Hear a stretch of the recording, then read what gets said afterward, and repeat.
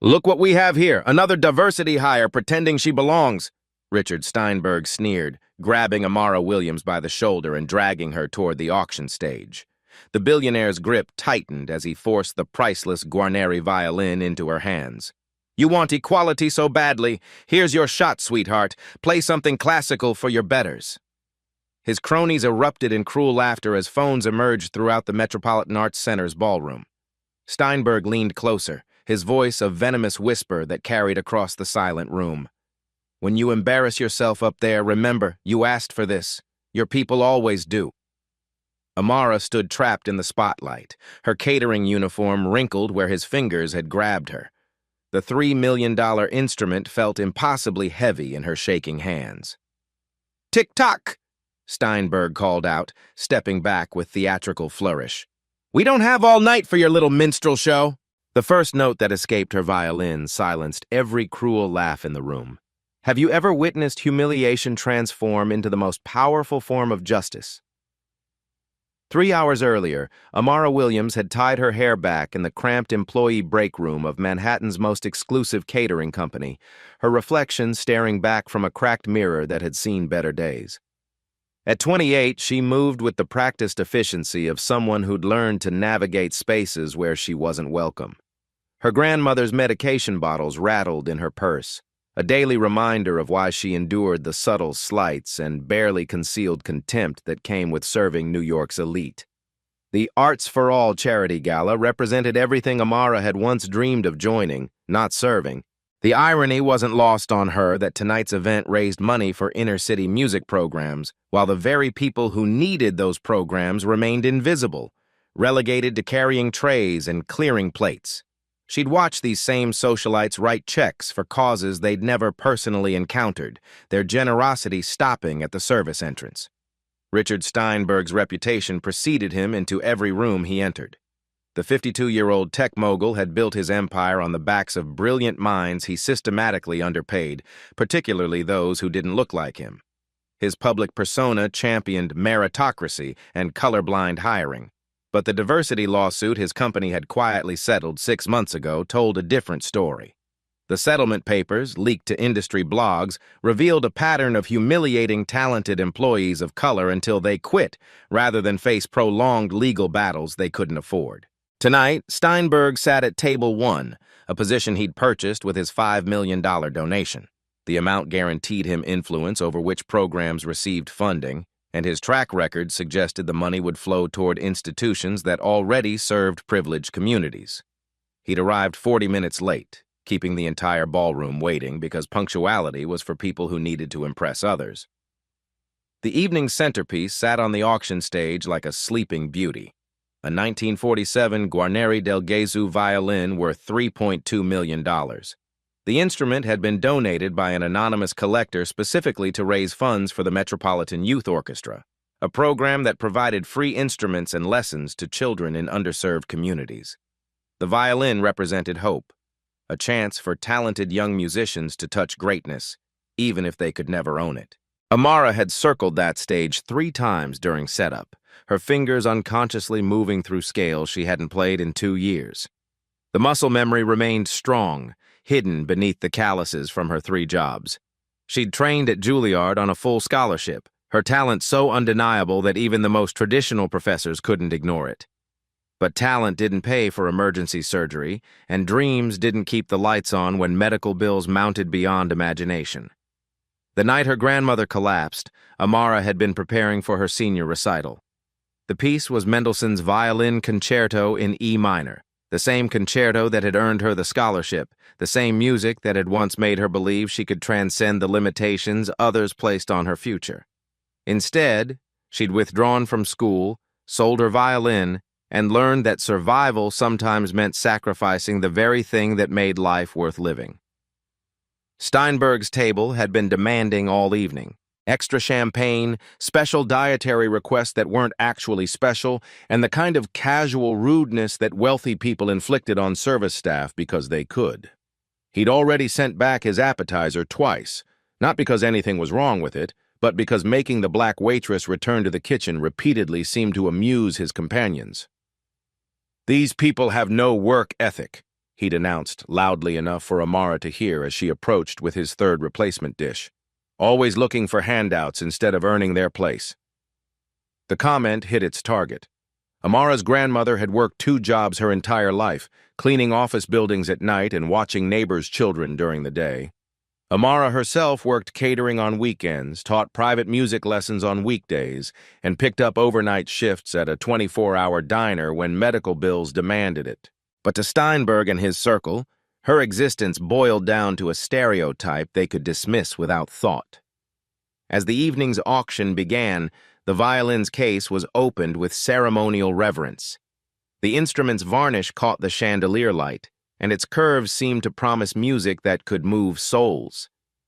The auctioneer's voice carried across the ballroom as he described the violin's provenance, its perfect condition, and its potential to transform young lives through the programs it would fund. Amara watched from the service station, her heart recognizing something her rational mind tried to suppress. The violin called to her across the room, a siren song of possibility she couldn't afford to hear.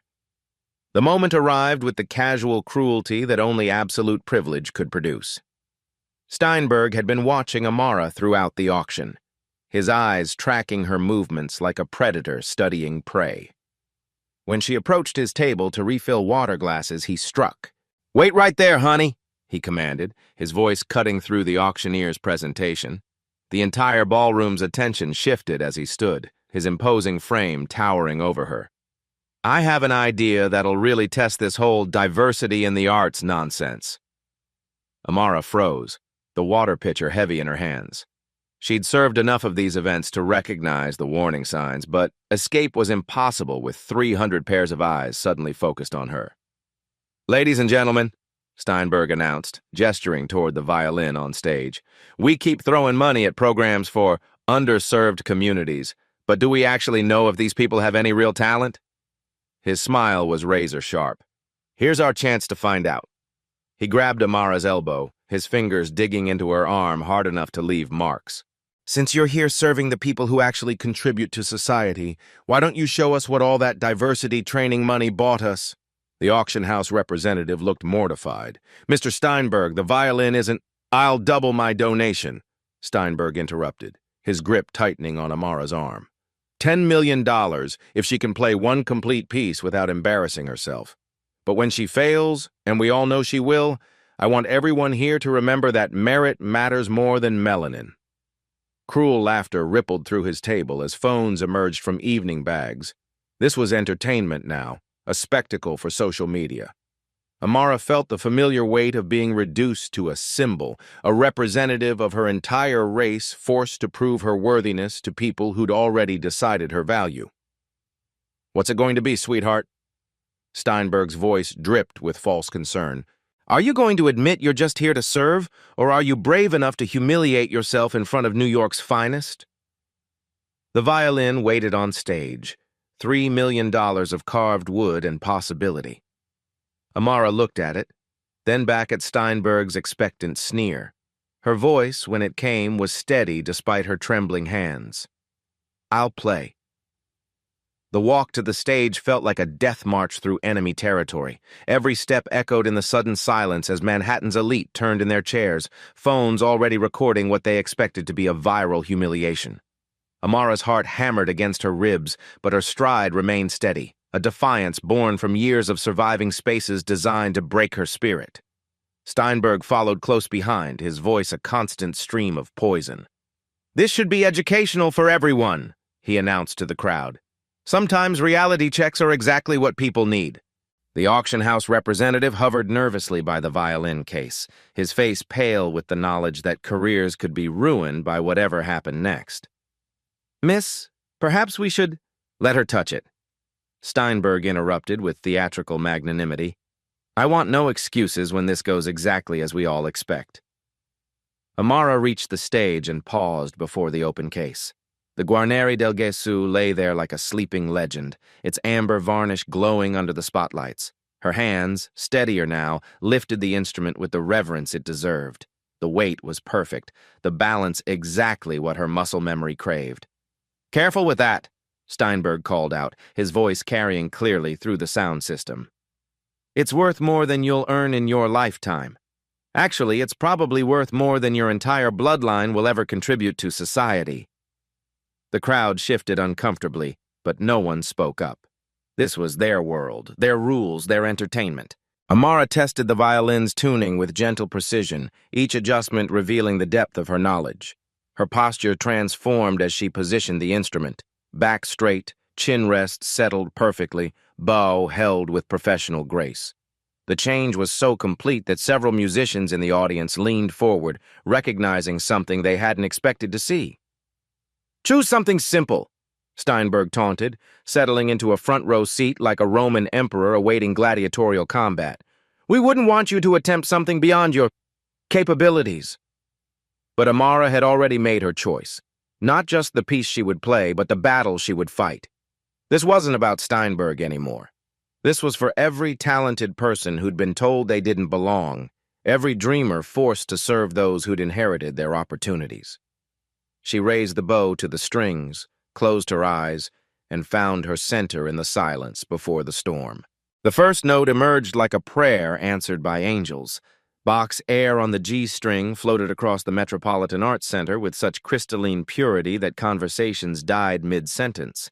The melody, deceptively simple yet impossibly demanding, filled every corner of the ballroom with the kind of beauty that made hearts forget to beat. Amara's bow moved across the strings with surgical precision, each phrase unfolding like petals of sound that had never known imperfection. Steinberg's smug expression faltered within the first 5 seconds. The transformation was complete and undeniable.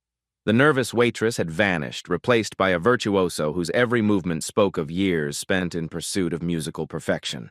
Her vibrato was silk and steel, her intonation so pure it seemed to bend the very air around her. This wasn't talent. This was artistry of the highest order, the kind that emerged perhaps once in a generation. Phone screens throughout the ballroom captured every note as the audience sat transfixed. At table 7, renowned violinist Elena Vasquez slowly lowered her champagne glass, her trained ear recognizing technique that belonged on the world's greatest stages. At table 12, the New York Philharmonic's concertmaster leaned forward, his professional skepticism crumbling with each perfectly executed phrase. But Amara wasn't finished revealing her secrets. As Bach's original melody reached its emotional peak, she began to weave in variations that shouldn't have been possible. Jazz harmonies emerged from classical foundations, creating a conversation between centuries of musical tradition. Her improvisation was fearless yet respectful, showing not just technical mastery but creative genius that transcended formal education.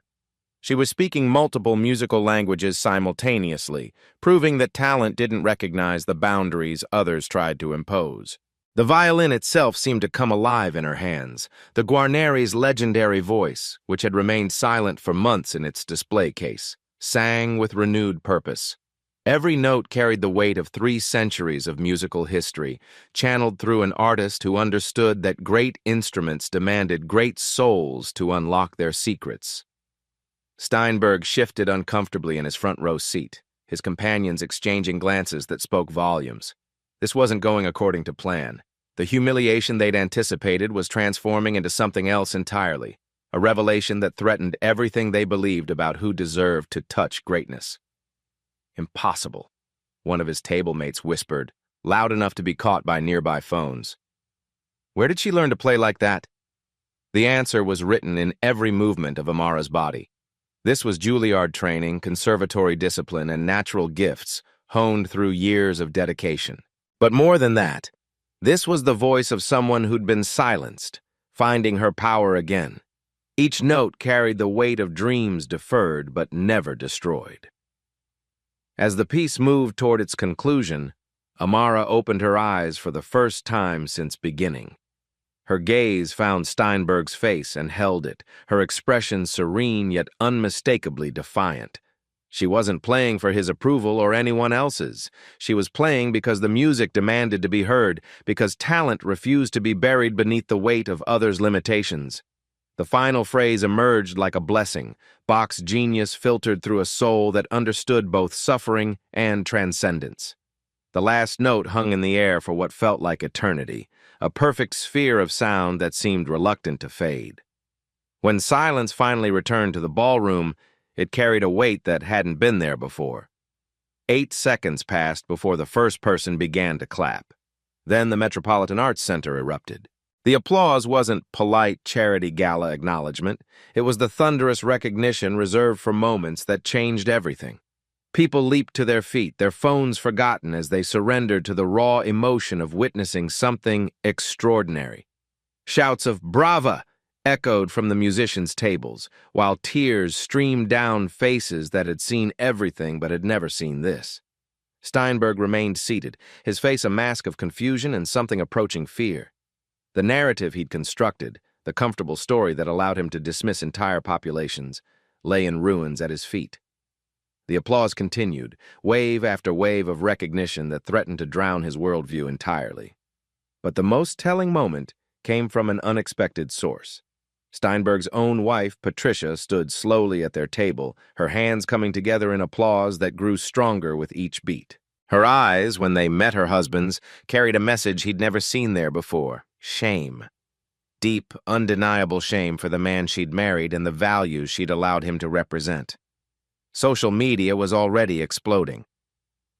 #Violin Goddess began trending within minutes, accompanied by video clips that would be viewed millions of times before the night was over.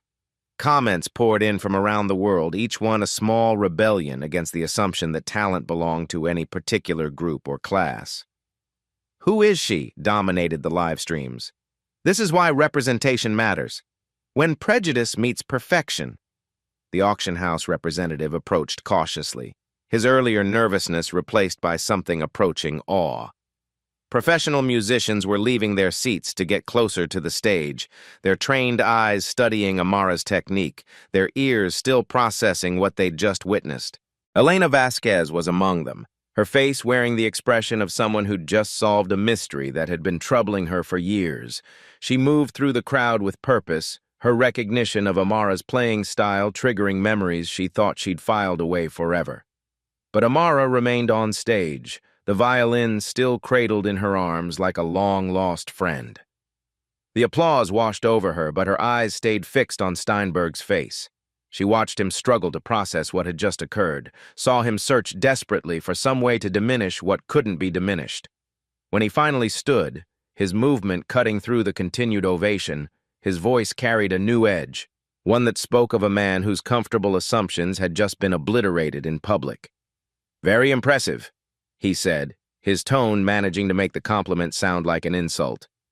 "Anyone can memorize one piece, but real musicians don't just perform, they create under pressure." The ballroom's energy shifted, the celebration pausing as Steinberg's words registered. He wasn't finished.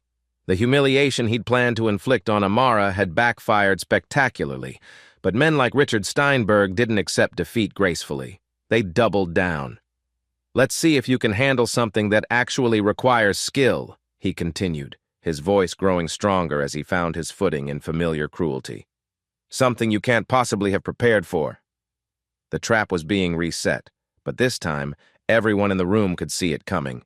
Steinberg's recovery was swift and vicious, like a cornered predator finding new ways to strike.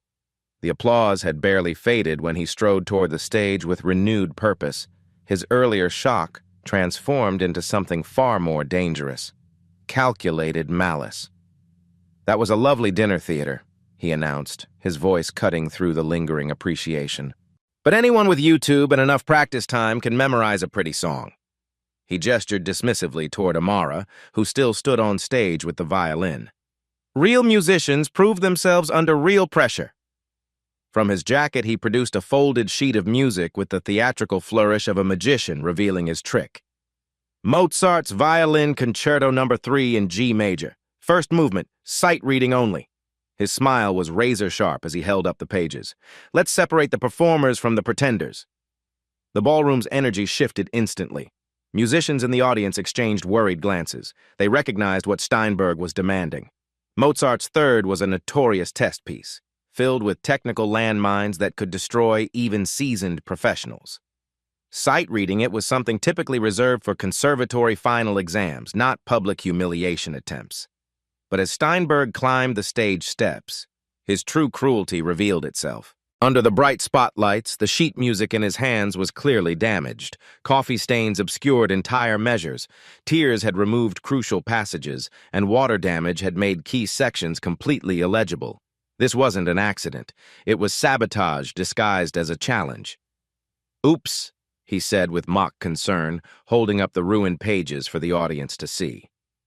"Looks like someone was careless with the only copy, but I'm sure that won't be a problem for someone with your extensive training." The cruelty was breathtaking in its calculation. He was demanding perfection while deliberately making it impossible, creating a scenario where failure was guaranteed and humiliation complete. Several audience members shifted uncomfortably, but none spoke up. This was Steinberg's world. His $5 million donation bought him the right to orchestrate whatever sadistic entertainment he chose. Amara studied the damaged sheet music, her face betraying nothing as she absorbed the full scope of his trap. Missing measures, illegible passages, entire sections rendered unreadable. It would be musical suicide to attempt this, professional embarrassment that would follow her for years. The smart play was to decline gracefully, to accept that she'd already proven her point with Bach. Instead, she handed the ruined pages back to him. "I won't need those," she said quietly, her voice carrying clearly through the ballroom's sound system. Steinberg's eyebrows shot up. "Excuse me?" "Mozart's Third Concerto in G major, first movement," Amara replied, adjusting the violin on her shoulder with the confidence of someone who knew exactly what she was about to do. "I'll play it from memory." The declaration sent ripples of disbelief through the audience. Playing Mozart from memory was difficult enough, but announcing it publicly raised the stakes to impossible heights. One missed note, one forgotten passage, and her earlier triumph would be completely erased by this spectacular failure. Steinberg's laugh was genuinely delighted now. How convenient! When you inevitably stumble through a butchered approximation, you can claim the missing sheet music confused you. Very clever. He gestured to the audience like a ringmaster preparing his greatest act. "Ladies and gentlemen, witness the delusions of someone who thinks memorizing pop songs qualifies as classical training. This is what happens when participation trophies meet actual standards." The phones came out again, but this time the energy was different. This wasn't anticipation of beauty, this was anticipation of destruction. Social media was already buzzing with updates. Waitress about to crash and burn trying Mozart. The hashtags were shifting from celebration to spectacle. But something had changed in Amara's posture. The nervous energy that had marked her earlier performance was gone, replaced by something that looked almost like amusement. She closed her eyes and tilted her head slightly, as if listening to music only she could hear. "Before I begin," she said, her voice carrying a new authority that made even Steinberg pause, "I want everyone here to remember something about Mozart. He didn't write music to impress rich people at parties. He wrote it to prove that genius comes from places you'd never expect." The silence that followed was different from before, heavier, more charged. Amara raised her bow, and for just a moment, her eyes found Steinberg's face again. "This one's for every person you've ever underestimated," she said. Then she began to play, and the world shifted on its axis. What emerged from the violin defied every law of musical possibility. Mozart's Concerto No. 3 poured forth in waves of technical perfection that left even the most seasoned musicians speechless. Amara's fingers danced across the fingerboard with supernatural precision, executing runs that typically took years to master while maintaining the lyrical beauty that made Mozart immortal. Every note was exactly where it belonged. Every phrase shaped with the kind of musical intelligence that couldn't be faked or approximated. But this wasn't mere technical display. This was Mozart as he was meant to be heard. Amara found the playful wit hidden in the composer's melodies, the mathematical perfection disguised as effortless charm. Her interpretation revealed layers of meaning that even professional recordings rarely captured, proving that she didn't just know the notes, she understood the soul behind them. Steinberg's face drained of color as the impossible continued to unfold before him. This wasn't someone who'd memorized a piece. This was someone who lived and breathed classical music at the highest level. The damaged sheet music forgotten in his hands told the story of his miscalculation. He'd assumed incompetence where genius stood waiting. At table 7, Elena Vasquez was no longer just watching. She was studying.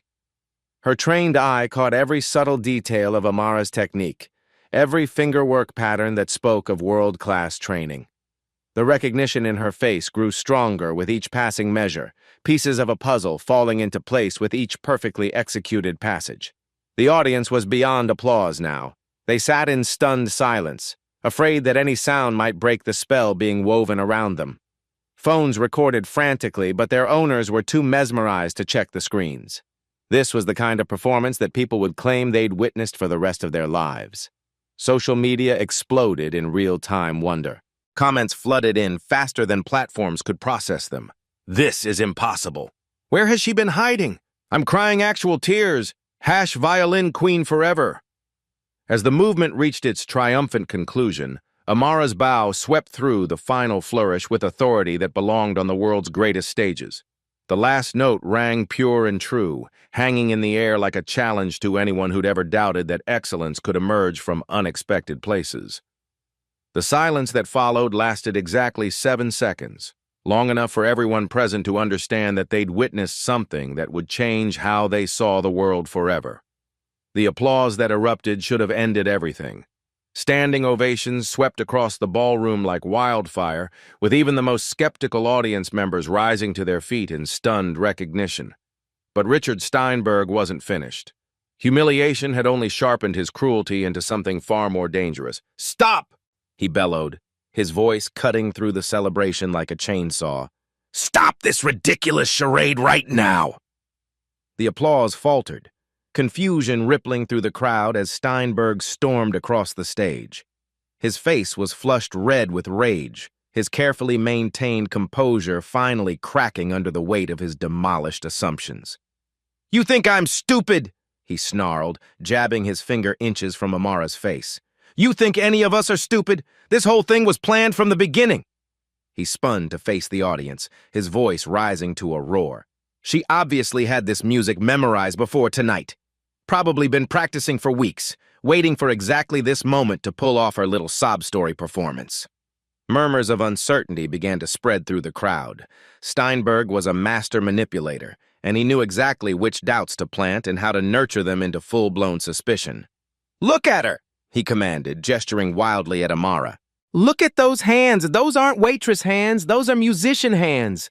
This woman has been lying to all of us, playing some pathetic con game designed to make us feel guilty for our success." The phones that had been recording in wonder now captured something uglier. The systematic destruction of a miraculous moment by a man who couldn't accept that his worldview was wrong. "And another thing," Steinberg continued, his voice dropping to a venomous whisper that the microphone picked up perfectly. "I know exactly what this is about. This is the same shakedown we see everywhere now. Minorities showing up at our events, our spaces, demanding special treatment and playing the victim when they don't get handed everything on a silver platter." The words hit their target with surgical precision. Several audience members shifted uncomfortably, their earlier wonder now tainted by calculated doubt. Steinberg was rewriting the narrative in real time, transforming a moment of transcendent beauty into something suspicious and scheming. "You want to know the truth about people like her?" he pressed on, his cruelty reaching new depths. "They're professional victims. They study us, learn our weaknesses, then exploit our guilt for their own gain. This whole performance was designed to make us feel bad about being successful."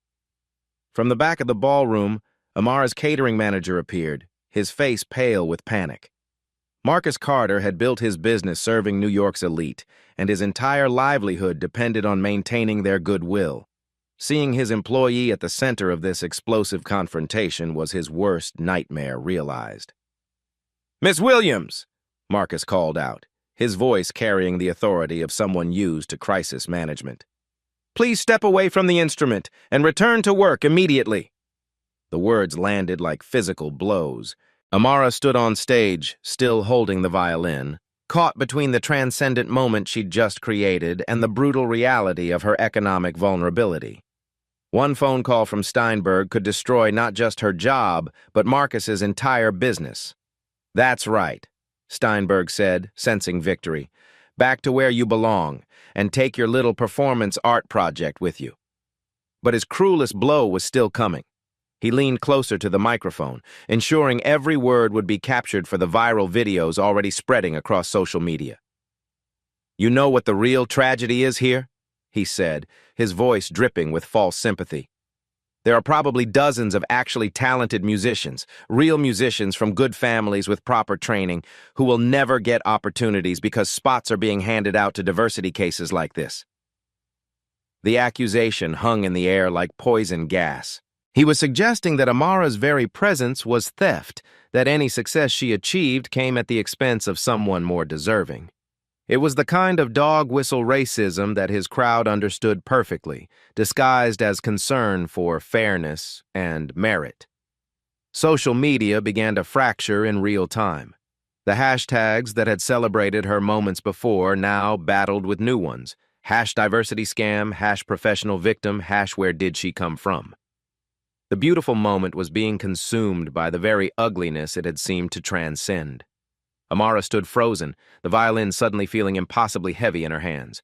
The choice before her was stark: retreat now and preserve what little security she had, or fight back and risk losing everything. Steinberg smiled as he watched her struggle, certain that he'd finally found the pressure point that would end this embarrassing episode forever. The silence stretched like a taut wire ready to snap, with Amara trapped between retreat and ruin. Then a voice cut through the toxic air with the authority of someone who'd spent decades commanding the world's greatest concert halls. "That's enough." Elena Vasquez rose from table 7 with the fluid grace of a woman accustomed to standing ovations. At 62, she remained one of the most respected violinists alive, her opinion carrying weight that even Steinberg couldn't dismiss. Every eye in the ballroom turned toward her as she began walking toward the stage. "I know world-class playing when I hear it," Elena announced, her accented English carrying clearly through the sound system. "And what we just witnessed was extraordinary by any standard." Steinberg's confidence faltered as murmurs of recognition rippled through the crowd.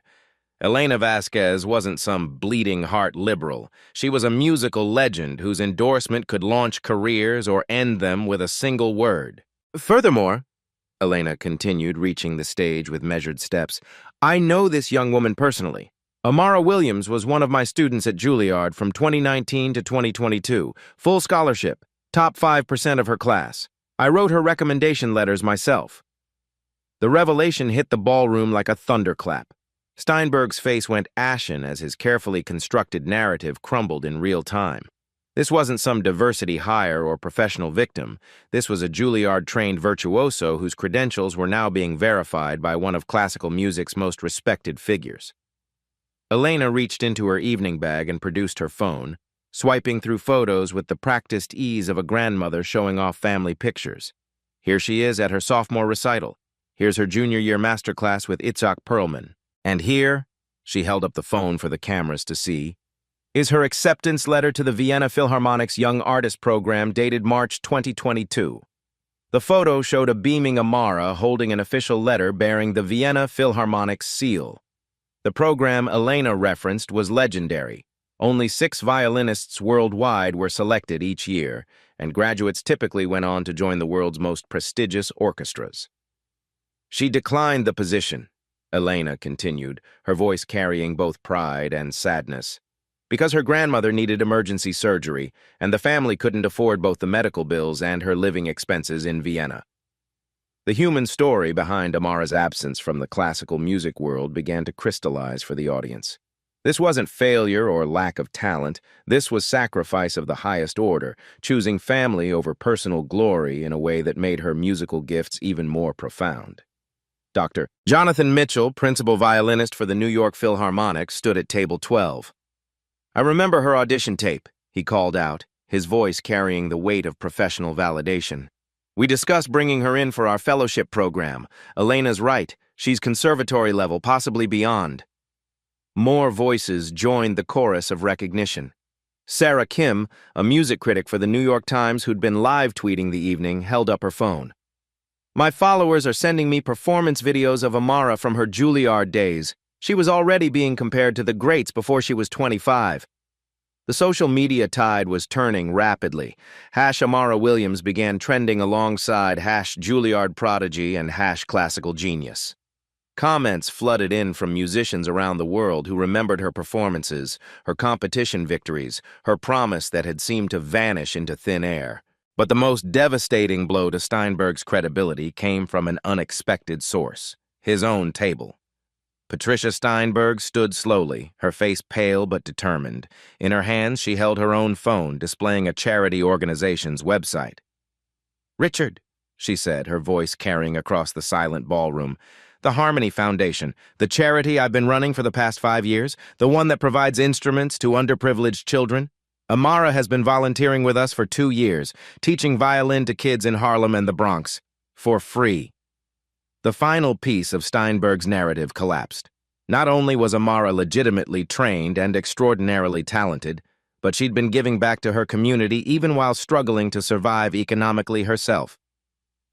Elena stepped closer to Amara, placing a protective hand on her former student's shoulder.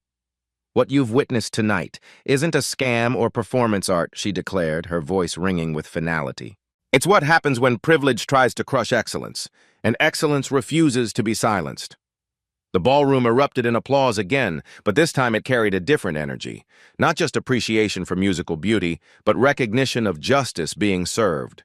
Steinberg stood alone on his stage, his empire of assumptions crumbling around him as 300 phones captured his moment of complete defeat. Steinberg's world was collapsing in real time, but cornered predators are most dangerous when they have nothing left to lose.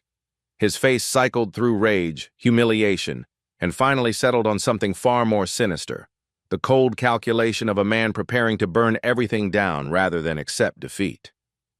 "This is all very touching," he said, his voice dropping to a dangerous whisper that somehow carried more menace than his earlier shouting.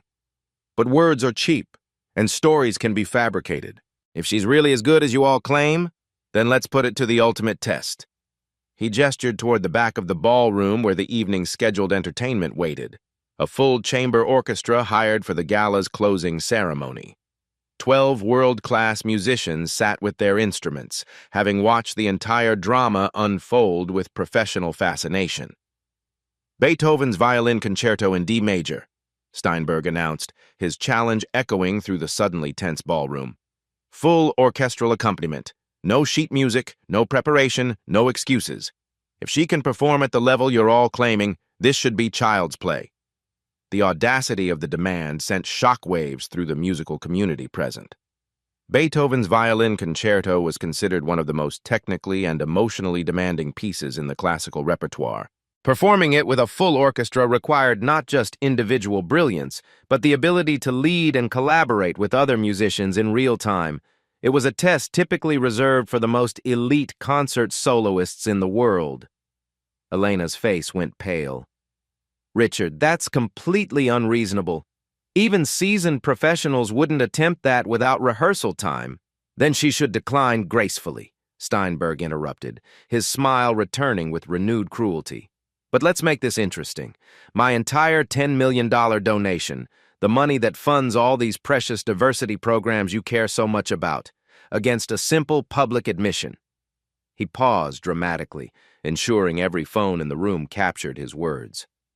"When she fails, and we all know she will, I want everyone here to acknowledge that merit-based selection is the only fair way forward. No more diversity quotas, no more special programs, no more handouts disguised as opportunities. The stakes couldn't have been higher. $10 million would fund music education programs for thousands of underprivileged children for years to come. But accepting the challenge meant risking not just personal humiliation, but providing Steinberg with a propaganda victory that could damage diversity initiatives across the entire cultural landscape. "And if she succeeds?" Elena demanded, her protective instincts fully engaged. Steinberg's laugh was genuinely amused. "If she can perform Beethoven's concerto flawlessly with full orchestra, with no rehearsal and no preparation, then I'll not only honor my donation, I'll double it to $20 million, and I'll personally fund a scholarship program in her name." The ballroom buzzed with electric tension. Social media exploded as the challenge spread beyond the gala to millions of viewers worldwide. #Beethoven Challenge began trending instantly. with musicians, critics, and casual observers weighing in on whether such a performance was even humanly possible under these conditions. But the most telling reaction came from the orchestra itself. The musicians began preparing their instruments without being asked, their professional excitement overriding any concerns about the social dynamics at play. This was the kind of musical moment that performers lived for, the chance to witness or participate in something potentially legendary. Conductor Margaret Carter approached the stage, her expression mixing professional concern with irrepressible curiosity. "Miss Williams," she said carefully, "performing Beethoven's concerto without rehearsal is, well, it's unprecedented. Even if you know the piece perfectly, coordinating with a full orchestra requires—" "I understand the risks," Amara interrupted quietly, her voice carrying a new authority that made everyone listen more carefully. "But he's not really challenging me to play Beethoven. He's challenging everything I represent, everyone who looks like me, everyone who's been told they don't belong in places like this." She turned to face Steinberg directly, the violin still cradled in her arms like a weapon waiting to be wielded. "You want to make this about more than music? Fine. But when I succeed, not if, when, you're going to do more than write a check. You're going to sit in that front row seat and listen while I prove that excellence doesn't have a color, doesn't have a zip code, and sure as hell doesn't need your permission to exist." The ballroom fell into absolute silence as the full weight of the moment settled over everyone present. This wasn't just a musical performance anymore. It was a referendum on justice, on merit, on the very nature of who deserved to be heard. Steinberg's smile widened, certain he'd finally created an impossible scenario. "Then let's make history," he said, settling into his front row seat like an emperor awaiting the fall of Rome. Amara raised her violin, nodded to Conductor Carter, and prepared to prove that sometimes the most powerful revolutions begin with a single, perfect note. What followed transcended every definition of musical performance and entered the realm of pure magic. The opening orchestral introduction began with the kind of precision that only world-class musicians could deliver, but when Amara's violin joined the conversation, something extraordinary happened. She didn't just play with the orchestra, she transformed them into an extension of her artistic vision. Every phrase she shaped influenced their dynamics. Every breath she took guided their tempo. Every emotional nuance she expressed elevated their collective performance to heights none of them had experienced before. Beethoven's concerto in D major became something more than music. It became a dialogue between centuries of human struggle and triumph. Amara found every hidden voice in the composition, every moment where the composer had embedded his own battles against deafness, poverty, and social rejection. She played not just the notes, but the story behind them, the hope that had sustained Beethoven through his darkest moments. The technical demands that should have been impossible became effortless under her bow. The notorious double stops that challenged even seasoned professionals flowed like natural speech. The cadenzas that typically required months of preparation emerged as spontaneous conversations between her soul and the instrument. She was operating beyond technique now, in that rarefied space where music and spirit merged into something approaching the divine. Steinberg's face told the story of a man watching his entire worldview collapse in real time. The smug certainty had drained away completely, replaced by something approaching terror as he realized the magnitude of his miscalculation. This wasn't just musical excellence. This was the kind of artistry that redefined what human beings were capable of achieving. The orchestra members themselves were transformed by the experience. Musicians who had performed with the world's greatest soloists found themselves pushed to new heights by Amara's leadership. Her musical intelligence was so profound that she anticipated their every need, supported their contributions, and elevated their collective performance beyond anything they'd thought possible. Social media has become a global phenomenon. #Amara Williams was trending in 12 languages as musicians around the world shared the live streams. Comments poured in from conservatory professors, symphony conductors, and critics who were witnessing something they'd never expected to see. The Vienna Philharmonic's official account posted, "The invitation remains open, always." But the most profound transformation was happening in the audience itself. This wasn't entertainment anymore, it was revelation. Every person in that ballroom was being forced to confront their own assumptions about talent, about worthiness, about who deserved to be heard. The applause that punctuated each movement wasn't just appreciation, it was confession, a collective acknowledgement of how wrong they'd all been. As the concerto moved toward its triumphant finale, Amara's playing reached heights that seemed to bend the very laws of physics. The orchestra followed her into musical territory that none of them had ever explored, their faces glowing with the joy of musicians experiencing something truly unprecedented. The final chord rang through the Metropolitan Arts Center with the force of a revolution completed. The silence that followed lasted exactly 12 seconds, long enough for everyone present to understand that they'd witnessed something that would define the rest of their lives. Then the explosion came. Not just applause, but a sonic eruption of recognition that shook the building's foundations. People weren't just standing. They were weeping, shouting, grabbing strangers in spontaneous embraces of shared witnessing. The orchestra members themselves stood and applauded, their professional reserve shattered by what they'd just participated in. Steinberg sat frozen in his front row seat, his face a mask of defeat so complete it bordered on the existential. The $20 million he'd promised was the least of his concerns now. His entire identity had been obliterated by 90 minutes of musical perfection. Elena Vasquez was openly crying as she climbed onto the stage, embracing her former student with the fierce pride of a mentor watching the prophecy fulfilled. "The scholarship offer still stands," she whispered. "Vienna, Berlin, London, anywhere you want to go. The world is ready for you now." But the most powerful moment came when Patricia Steinberg approached her husband's seat. In her hands, she carried divorce papers that she'd apparently been contemplating for months. "I can't be married to someone who would try to destroy something so beautiful," she said quietly, her words captured by nearby phones. "This ends tonight, Richard. All of it." The transformation was complete.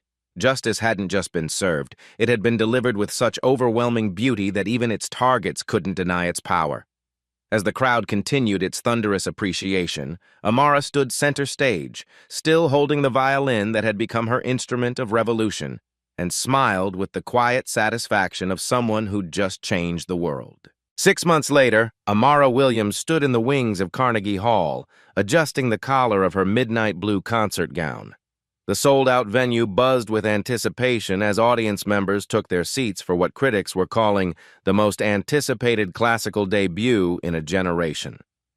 Tonight, she would perform Beethoven's Violin Concerto, the same piece that had changed everything, with the New York Philharmonic. Her grandmother sat in the front row, tears already streaming down her face.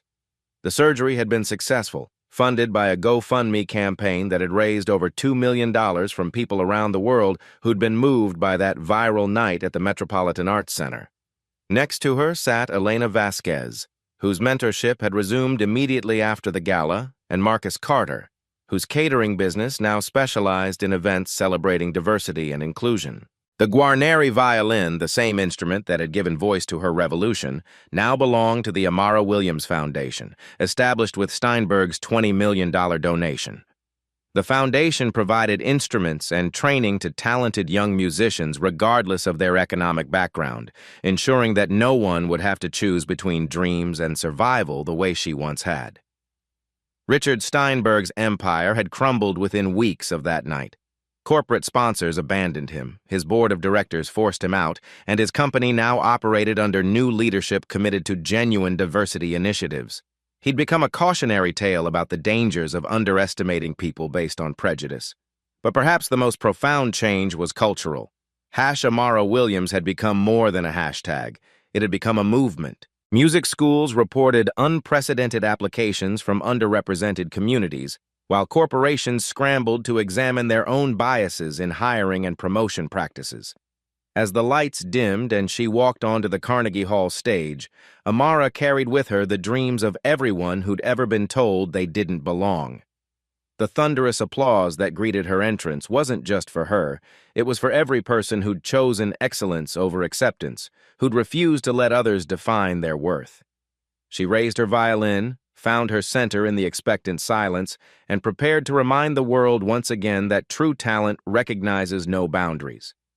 Sometimes the most powerful response to prejudice isn't anger, it's excellence. And excellence, once unleashed, can never be silenced again. What would you have played in Amara's position? Share your thoughts below, and if this story moved you, pass it on to someone who needs to remember that their talents matter. Subscribe for more stories of everyday heroes who change the world, one note at a time.